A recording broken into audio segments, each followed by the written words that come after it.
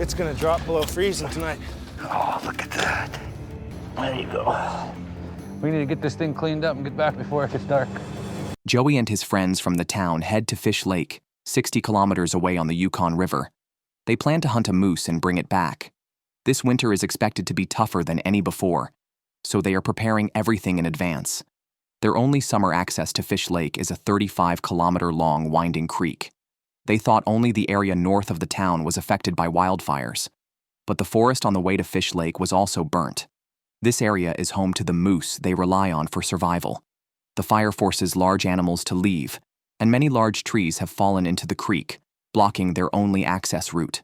However, a group of young people in their 20s is determined to reach their destination. Even with 30 more kilometers to go, they clear a navigable path by cutting down all the trees in the creek. It's exhausting to clear 10 kilometers of river, but they work non-stop for 6 hours. Upon reaching Fish Lake, Joey's worst fears are confirmed as the surrounding land is also scorched, and the moose have likely fled. They dock their boat and decide to search the nearby wetlands and creeks, unwilling to return empty-handed. After investing so much time and effort, they hope to find a remaining moose. Despite their hopes, no trace of moose is found. Only ducks and geese are seen on the lake.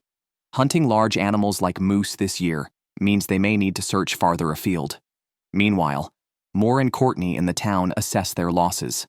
A 50-kilometer training track around the town is unrecognizable after the fire, and the Moore family's 35-year-old dog breeding business is likely ruined. Dog training is just one way they make money. Hunting for meat is now their priority. Hunting moose is unlikely for Moore in his current state, so Courtney takes on the task. 80 kilometers east of Tanana on the Yukon River, Courtney and her childhood friend Kelly prepare to hunt moose. Pulling the trigger is the easiest part of many hunting activities. Finding and retrieving the game is the hardest. A recent wildfire ravaged the forests around Tanana, driving large animals from their habitats. Courtney heads to areas the fire did not reach, guessing the moose might have been driven there. She hopes to find her quarry in these spots, typically wetlands near inland lakes. Courtney doesn't see any moose, but she smells the scent of a male deer in the air. Do all dog breeding families have such good noses? She wonders. Maybe the bushes are blocking her view. Courtney climbs a tree and mimics the call of a male deer, a common tactic used by native hunters. Nearby males will not tolerate competitors. After trying this without success, they must now methodically check each wetland. Courtney and Kelly move from one wetland to another, searching for traces of moose. Moose hidden in the bushes are hard to spot, and even harder to find after being startled by the fire. After 8 hours of fruitless searching, they find nothing. While navigating a creek, Courtney unexpectedly spots a moose running through the woods. She quickly docks the boat and chases after it into the bushes. The moose disappears into the thicket, and they can only hear the sound of branches rubbing. Courtney grabs an oar and frantically rubs it against a tree, mimicking a male moose rubbing its antlers against the bark. This technique proves effective as the moose re-emerges from the bushes. Courtney quickly takes aim with her shotgun and fires before it vanishes again. Unsure if she hit the target due to the thick bushes, she rushes forward and finds the moose downed. The two women are overjoyed with hundreds of pounds of deer meat.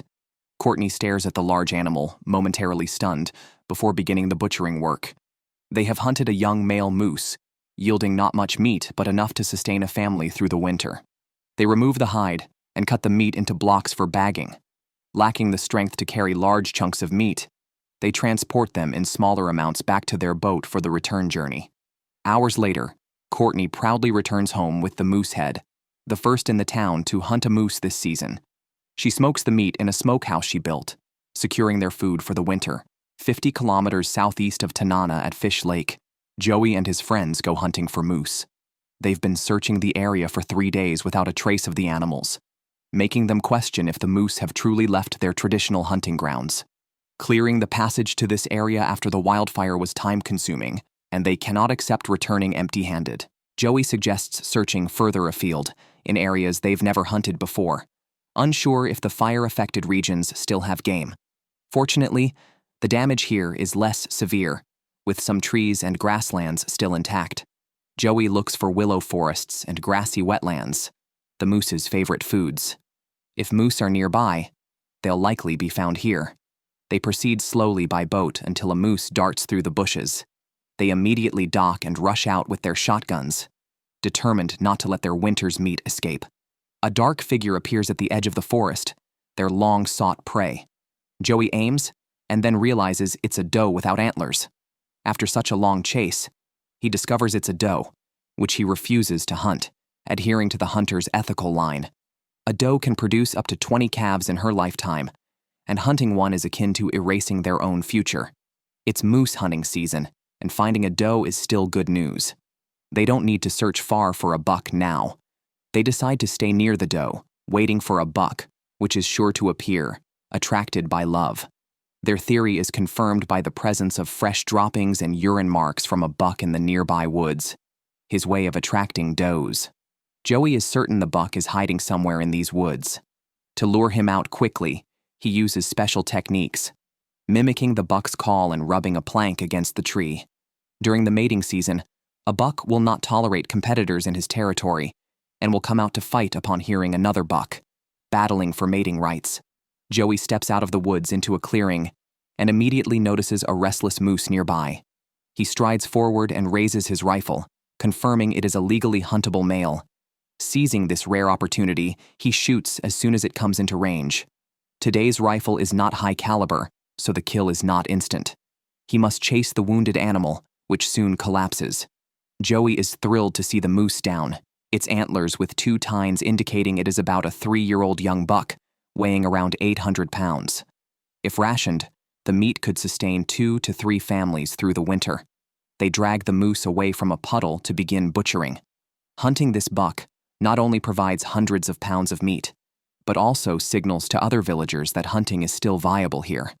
Their prized hunting ground has not been destroyed by the wildfire. Joey then begins skinning the moose with a knife, ensuring the hard-earned meat returns home intact. With nightfall approaching, processing the carcass on site and traveling 30 kilometers back would be too risky. They decide to disassemble the moose and camp overnight, as the nighttime temperatures will fall below freezing, posing no risk of meat spoilage. They quickly finish disassembling the 800-pound moose, and as daylight fades, Joey and his friends set up a tarp. Alaska's weather is peculiar, with minimal rain in spring and summer, but most in autumn, along with significant temperature drops at night. After days of continuous effort, they can finally enjoy a good meal, moose heart. In traditional Athabascan hunting, leaders commemorate a hunt's success by eating the animal's heart. As an acknowledged leader among his peers, Joey continues this tradition. He cuts the heart into small pieces, fries them in a pan, and seasons them with a pinch of salt. There's nothing tastier than the fresh heart of a hunted moose, unless perhaps the next piece. The satisfaction of the taste buds justifies all the effort expended. Given it's late autumn, the scent of blood could attract hungry brown or black bears. After spending the night, they pack up early and transfer the butchered meat to their boat. The wildfire has changed many lives, and some might leave Tanana unable to survive the winter. Joey's moose brings hope, telling townspeople that game still roams their traditional hunting grounds. Hours later, Joey returns home with the meat, meticulously butchering it further. His grandmother blesses them with traditional Athabascan prayers. The 800-pound moose is distributed among 2 or 3 families, providing about 100 pounds of meat each. While not a vast amount, it's enough for several months if wisely rationed. They process and preserve different cuts accordingly. Stan has adapted a washing machine's agitator into a meat grinder. Tougher cuts like the leg are ground for sausage, using a machine assembled from an oxygen canister and a windshield wiper motor, a testament to extreme resourcefulness. This setup automates sausage filling. Tender cuts like the loin are wrapped in cling film and stored directly in the freezer for later use as moose steaks. Perfectly fresh cuts. Guaranteed. While Joey's family rejoices over their moose catch, 80 kilometers west of Tanana on the Yukon River, Charlie and his son are also searching for moose. Bob carries a shotgun with a leather casing, a dream toy for many men. For the past 35 years, Charlie has provided a moose for his family each hunting season. Recently, their usual hunting grounds were destroyed by a wildfire, forcing them to search for surviving wetlands nearby. They arrive at an inland lake suggested by an elder, bringing a canoe to explore more areas. The lake still has an old hunting cabin left by their ancestors, though it is somewhat run down. The nearby forest has burned, but fortunately, some willow groves and grasslands around the lake remain, showing clear signs of moose activity. Charlie and his son haven't seen any moose yet, but with a glimmer of hope, they won't give up. The scorched bushes offer no hiding spots for the game. They decide to build a hunting blind behind the trees using some planks from the abandoned cabin, just needing a bit of reassembly to create a hunting platform. They chop down a few charred tree trunks for the frame and secure it with nails. Soon, a square frame is ready, covered with collected wood and plywood to form a platform. A camouflaged tarp overhead makes it a hunting blind. With only 5 days left in the hunting season, Charlie hopes to catch the desired game here. The platform allows him to see farther while reducing the chance of being spotted. Everything is ready. Now, they just need the moose to show up. Charlie attempts to attract it by mimicking moose calls, but the headwind limits the sound's reach. Taking advantage of a tailwind would be more effective. They paddle the canoe to the lake center to try attracting the moose with calls. Hunting seems simple in indigenous traditions, but the hardest part is finding the game.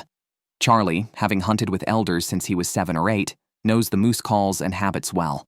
During the mating season, using a cow moose's call can attract males looking for a mate. The cow's call is deep and prolonged, a call of love. Then, Charlie mimics a bull moose's short call, which would prompt a male to rush out if it senses a rival nearby. After attracting attention, they paddle back. If a bull heard them, it would follow the sound, a reliable tactic during the rut. After waiting several hours on the hunting platform, they spot a moose in a distant wetland, but it's too far for shooting range. After searching for 2 days and covering hundreds of kilometers, they won't give up easily. They take a detour through the woods towards the bull's location. After trekking to a willow grove, they find many signs of frequent moose activity. Passing through the willow grove, they see the bull moose again. Now close, they still hold their fire, waiting for a perfect broadside shot. Moving closer, they are about 100 meters away, a sure range. Once they shoot, the bull goes down immediately, but it falls partly in water. They must drag it ashore before processing. They return for a rope to tie around the moose's forelimbs, making a pulley knot for ease. The two alone can't drag the large moose out. They need a hand winch. With the tool, they manage to pull the massive animal ashore. They quickly skin the moose as darkness approaches, urgently butchering it. The meat is set aside to cool. It's too much to carry in one go. They must guard it overnight. By evening, the meat is processed, but the hardest task remains. They must carry the heavy packages several kilometers to their camp in the dark. Once done, it's late at night. To keep the meat fresh, Charlie and his son build a rack to hang the meat, allowing air to circulate and dry the surface, reducing microbial growth. They take turns watching for predators until they can head home at dawn. Back home the next day, the hunt is over, but not the work. The large pieces of meat require further detailed butchering. Charlie trims the meat from the moose's head, and Bob cuts the ribs into smaller pieces for easier future use. Charlie admits this was his toughest hunt in 35 years due to the unpredictable new hunting grounds post-wildfire. After finishing with the meat, they retrieve a breast and a moose thigh from their smokehouse. When they catch large game like moose, they don't keep it all. They share with the elderly who can't hunt. One moose thigh can sustain an elder through winter. In Athabascan tradition, the younger generation supports the non-hunting elders. Charlie also gives some moose fat to a woman. In a town of over 200 people, where everyone is somehow connected, those with greater capabilities bear more responsibility. This is premium fresh moose meat. Moore cuts it into small pieces for easier use. This meat is part of what his daughter Courtney hunted, shared with him. The amount isn't much for winter, and Moore needs to find more. In previous years, they caught 3 moose of this size. After the wildfire, securing such game is fortunate. They no longer hope for a 1,000-pound buck. Moore calls Courtney to discuss a plan. He decides to trade sled dogs for goats. Courtney double-checks, surprised, as their dogs are not just for breeding, but also for winning races. Moore and Courtney then drive to Manly, 70 kilometers away, where goats are waiting. They trade a champion sled dog for 4 plump goats, worth $300 to $500 each. This trade profits Moore. After obtaining the goats and other supplies, they returned to Tanana. If they hadn't had moose meat to eat, that goat might have been the first to be slaughtered. The goats were kept in an abandoned dog kennel, with hopes they would become more docile over time. The next day, Moore and Thomas came to check on the goats. Moore, who managed 40 sled dogs, was confident he could handle 4 goats. However, as he spoke, one goat broke free from its chain and led the 2 men on a chase across the open field, proving impossible to catch. Thomas even tried a desperate leap from behind, but failed. They now understood why wild goats were challenging to hunt. Eventually, Thomas managed to capture it using a noose made from a tree branch. 90 kilometers from Tanana in the town of Manly, Chris and his wife Jessie were preparing to return to the wilderness. Chris, a native born there, decided to return to his birthplace with his wife's support after living in Fairbanks for 30 years. They sold their freight company and, fearing regret, also sold their home in Fairbanks. All their belongings could fit into a twin canoe. Chris's ancestral home was 50 kilometers from Manly, risking all their possessions if an accident occurred. Their journey included not only the couple, but also their husky of over a decade. Chris and Jessie set off, navigating 50 kilometers in a twin canoe, inherently risky, especially with dual engines. Some bends required coordinated maneuvering. They soon encountered their first obstacle, a large fallen tree in the river. With nearly a ton of weight between the 2 canoes, stopping was impossible. They had to try navigating over it, lifting the engine's propeller blades to avoid damage. Chris had faced such situations as a child, but Jessie, unused to such challenges, failed to lift the propeller in time, causing the engine to be submerged. They had to emergency stop and retrieve the soaked outboard motor. Jessie, who lived in the city, was stunned by the incident. Surprisingly, the engine still worked after being soaked, a testament to its excellent waterproofing. They reached their destination by nightfall, their ancestral home still standing after 30 years. Inside, they lit a gas lamp, marking the start of their new life. The real challenge was surviving there. Due to the late arrival the previous day, they had to move their belongings into the house the next day. Many didn't understand their decision to sell their business and move back to the Yukon region, but only they knew what they were pursuing. The essentials for survival, food, shelter, water, and fire, were mostly secured. However, if they couldn't secure enough meat for the winter, survival would be difficult. Chris took his shotgun into the forest, hoping to find fresh protein in the spruce woods. He found no large game, but still fired at the treetops, bringing down a squirrel. Jessie rushed over upon hearing the shot and found Chris holding the freshly killed squirrel. Though small and barely enough for one meal, they cooked it with a fresh onion, enjoying their first meal back at the ancestral home.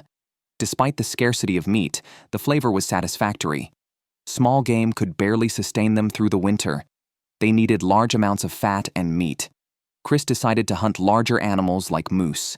Before setting out, he needed to build a smokehouse to preserve any meat he might obtain.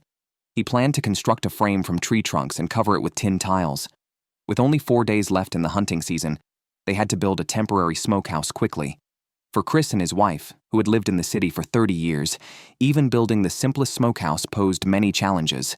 From chainsaw malfunctions to hand injuries, they faced it all. Fortunately, with Jessie's help, Chris managed to complete the construction in 1 day. It wasn't pretty, but it was functional enough. Now they needed to hunt large game like moose, as securing enough meat was crucial for surviving the winter.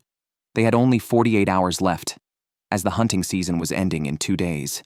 They paddled their canoe along a creek to a wetland 16 kilometers away, a place where Chris used to hunt as a child. It was his first time hunting here since following his father's footsteps 30 years ago. Finding moose proved more difficult than expected, especially since Chris had been away for decades. Instead of moose, they encountered signs of black bears, which, like them, were scouring for food to last the winter. Knowing that areas with bears likely lacked grazing animals, they quickly left to avoid any direct encounters. They searched various nearby wetlands but found no trace of moose. It seemed their idealized view of this lifestyle was far from reality. As daylight began to wane, they decided to split up to cover more ground around the lake. Chris tried mimicking the call of a cow moose in hopes of attracting a hidden bull moose. But whether due to the absence of bulls or the ineffectiveness of his calls, no moose appeared. Suddenly, a gunshot rang out from the woods, and Chris immediately ran towards his wife's direction. When he arrived, he found Jessie picking up a grouse from the ground. Relieved it wasn't a bear, they acknowledged that while grouse wasn't their intended target, they wouldn't pass up the protein it offered. It was, after all, their food for the day. They continued searching for moose in the forest until sunset. but to no avail. They had thought hunting moose would be simple, but returning empty-handed made them realize just how challenging it was. This winter, they would have to go without moose meat. Meanwhile, 60 kilometers away in Tanana, while other residents were securing meat for the winter, James was supporting his family in a unique way. Previously, he made a living selling firewood, but a road construction project 2 years ago disrupted his supply of wood. Now, he shifted to selling lumber. The summer wildfires had destroyed many residents' cabins, increasing the demand for lumber for rebuilding. This surge in demand depleted his stock of logs, and he was now cutting the last piece. After this, he planned to go to the logging site to harvest new logs. Even in timber-rich Alaska, residents have designated logging areas. Before heading out, James sharpened his chainsaw. Just then, Stan arrived, asking if James could donate some materials. Stan's cabin had also been destroyed by the fire, and he was rebuilding a community cabin that all northbound hunters could use. Since James often used the previous shelter and was known for selling wood, it was natural for him to donate lumber. However, James explained that he could only commit to donating after returning from the logging site. Afterwards, James drove his boat to his logging site. The nearby forests around the town were claimed by residents, so one couldn't just chop down trees anywhere. Upon arriving at his own logging area, James began selecting trees to cut down. There were 4 or 5 large, tall spruces suitable for lumber, especially those with a diameter over half a meter. He immediately started the chainsaw and began cutting. A skilled logger would only need 3 cuts to fell such a tree. Any more would be seen as disrespect to the profession. These 3 cuts also allowed for precise control over the tree's fall direction. Once home, James cut the logs into planks and loaded them onto his truck to deliver to Stan. He mentioned that if more were needed, Stan could request them. For building public infrastructure, the town's residents contributed whatever resources they had, facilitating each other's lives while also benefiting themselves. When white snow began to appear between the forests of Tanana, it signaled the quiet arrival of winter. Charlie and his son Bob traveled 90 kilometers to Barrier Village to prepare winter supplies for his mother. Normally, he would have prepared these supplies during the summer, but this year's wildfire disrupted his plans. Recently, his mother had informed him that the fish wheel, used for catching fish, was damaged, leading to a shortage of fish for the winter. Charlie and Bob's goal was to get the fish wheel working again, hoping to catch some fish before the river froze. Upon their return to Barrier, they saw the fish wheel ashore, likely damaged by flooding. The extent of the damage was unclear at first glance. The most critical parts of the automatic fish wheel were the fishing net and the 2 supporting columns. The columns appeared intact, but the net, positioned low, was questionable. The best approach was to test it in the water. Charlie started the chainsaw to clear the jammed logs, spending hours cleaning up the driftwood. They then tried to pull the fish wheel into the Yukon River using a small boat, but the boat's engine wasn't powerful enough to move such a heavy structure. Eventually, the rope snapped under the strain it wasn't meant to bear. Charlie and his son had to use a jack to slowly move the wheel. Once they managed to get the fish wheel into the river, they discovered that the net was torn and the central axle was somewhat deformed. Repairing it could take anywhere from 3 days to a week, and it was uncertain if they would catch any fish in time. They decided to resort to more traditional fishing methods. Before the prevalence of fish wheels in Alaska, the local indigenous people used fishing nets and spears. Now, considering the freezing river surface, only spears were suitable. Charlie found a 5-pronged spearhead with barbs to prevent fish from escaping. Bob chose a birch tree for the handle, as its hard wood would not bend during use. They sharpened one end of the trunk and attached it to the spearhead to create a functional fishing spear. Charlie's mother needed about 100 pounds of fish for the winter. During the salmon run, they could easily achieve this in a day. As night fell, Charlie, his son Bob, and their cousin Make, each armed with a steel fork, lit a kerosene lamp and used headlamps to search for fish in the shallows. Bob spotted one first, but missed his strike. The angle of refraction between human eyes and underwater fish often misled their aim, causing the spear to strike where the fish appeared to be, rather than where it actually was. Charlie then suggested herding the fish into a narrow inlet ahead, where their smaller space would make it easier to catch them. Soon, Charlie spotted a fish swimming in front of him. His experience showed as he struck the fish accurately with one swift movement. It was a local hoochin, weighing about half a pound. Although small, It was a good start. Their strategy soon began to take effect, with fish appearing more frequently. Bob also managed to catch one. Huchin are schooling fish, so seeing one often means there are more nearby. Their goal for the evening was to fill 5 buckets like this. Before long, they found a school of huchin lingering nearby. Catching 100 pounds of fish sounded daunting, but at their current rate, achieving this in one night seemed feasible. Besides huchin, they also caught some freshwater cod, which were significantly larger. In less than an hour, they had caught about 40 pounds of fish in this inlet. They planned to continue throughout the night until they reached their target. As the sun rose over the ridge, they returned home with their catch. Charlie fished to provide for his elderly mother's winter needs. He selected a few larger ones for immediate consumption, and the rest were left outside to freeze. Their night's harvest exceeded 100 pounds. Now, it was time to taste the fish. Indigenous cultures teach by example, and today Bob saw his father preparing food for his grandmother, a lesson he would likely carry forward in his treatment of his own parents in the future. Fresh fish served with vegetables and buttered bread as a staple made for a meal far more satisfying than beef in terms of both taste and fulfillment.